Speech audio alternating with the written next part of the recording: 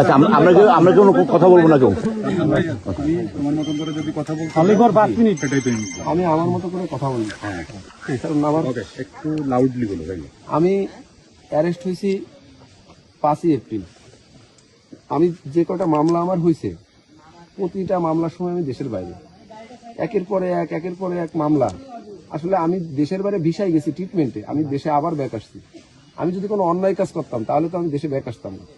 আমি visa show করেছি, আমার ভিসা শো করার পরেও আমার মামলাগুলো হয়নি। আমার স্ত্রী জামিন করানোর জন্য কোর্টের এই দুয়ার সেই দুয়ার বিভিন্ন জায়গায় দৌড়াতে হাঁপায় গেছে। আমার স্ত্রী অনেক হতাশাগ্রস্ত ছিল।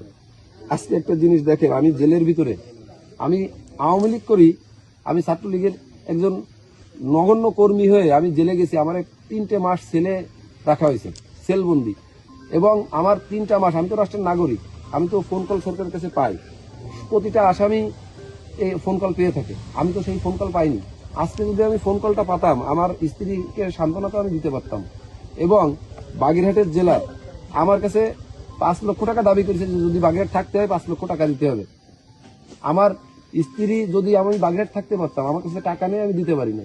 আজকে আমি যদি বাগেরহাট থাকতে পারতাম, আমার স্ত্রী আমার সঙ্গে দেখা করতে পারত, আমার স্ত্রী হতাশাগ্রস্ত হতো না। আমাকে যখন বারবার যশোর কারাগারে দিয়ে দিচ্ছে, যশোর কারাগারে দেওয়ার কারণে আমার স্ত্রী মনে করেছে যে আমি মনে আর কোনোদিনই ছাড়া পাবো না।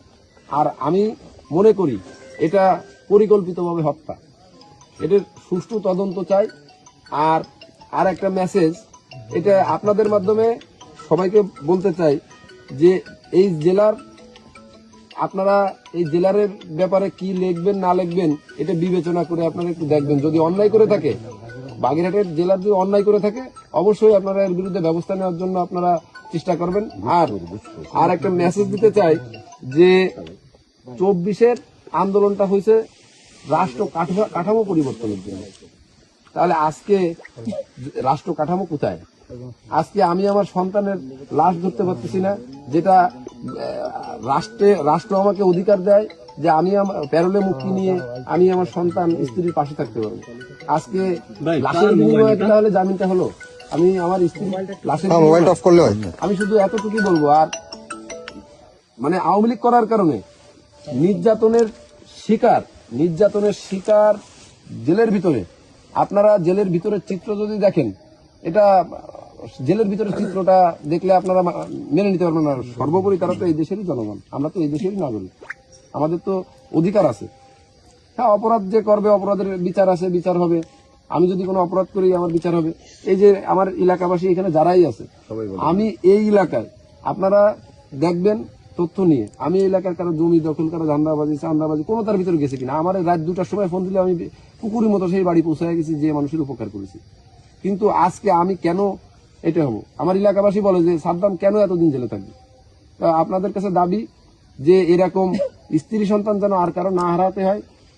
আর এরকম আর একটা বিষয়, কারাগারে 15 দিন পর সাক্ষাৎ, যেটা আমার কপালে অনেকদিন ছিল না এখন, কিন্তু কারাগারে যেন 7 দিন পর সাক্ষাৎটা হয়। 7 দিন পর সাক্ষাৎ হলে পরিবার হতাশাগ্রস্ত থেকে মুক্ত হবে, আসামিরা হতাশাগ্রস্ত থেকে মুক্ত হবে। যদি এই আসামিরা পরিবার হতাশাগ্রস্ত থেকে মুক্ত হয়, তাহলে আমি মনে করি এরকম ঘটনা নাও ঘটতে পারে। আর আমি একজন হাজতি, আমার মামলা বিচারাধীন অবস্থায় আমাকে কেন্দ্রীয় কারাগারে পাঠানোর ইখতিয়ার নাই, আমার কোনো রিপোর্ট নেই। আমি কোনো রিপোর্টের আসামি হলে আমাকে অন্য কারাগারে দিতে পারে। আমি যেহেতু আমি কোনো রিপোর্টের আসামি না, আমি খুনি না, আমি রাজনৈতিক বন্দী, আমাকে যশোর কেন্দ্রীয় কারাগারে দেওয়া হয়েছে। যদিও বা আমি কোনো অন্যায় করে থাকি, আমাকে পানিশমেন্টের জন্য 15 দিন অথবা 1 মাস দিয়ে আবার এনে আমাকে করতে পারতো। আজকে আমার স্ত্রীকে দিয়ে আমি কোর্টে পিটিশন দিয়েছি আমি বাগেরহাট যাতে থাকতে পারি।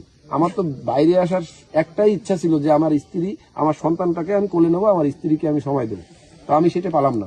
তো আপনাদের মাধ্যমে আপনারা একটু যে কোনো ভাবে একটু এই মেসেজটা পৌঁছে দিয়েন যে বন্দিরা যেন 7 দিন পর দেখা করতে পারে। সাদ্দাম ভাই, কোন জেলার আপনার কাছে টাকা চেয়েছে নাম জানেন? বাগেরহাটের খন্দকার মামুন। আর একটা ব্যাপার, আসলে একটা লোকের কাছে আমি ঋণী, কিভাবে নেবেন আমি জানি না, যেটা সত্য কথা বলতে হয়। আমি কারাগারে ঢোকার পর থেকে, আগের থেকে আমার বাগেরহাটের সংসদ সদস্য তন্ময় ভাই আমার পরিবারের সার্বক্ষণিক খোঁজখবর নিছে এবং আমার জেলে আমার পিসির টাকা, আমার জামিনের টাকা সম্পূর্ণ আমার ভাই, সে আমারে একটাই কথা বলেছে, তুই তো আমার কর্মী না, তুই তো আমার ভাই। তা আমি দোয়া করি তার জন্য। আর আমার স্ত্রী সন্তানের এই যে অপূরণীয় ক্ষতি আমার, এটা সঠিক তদন্ত চাই।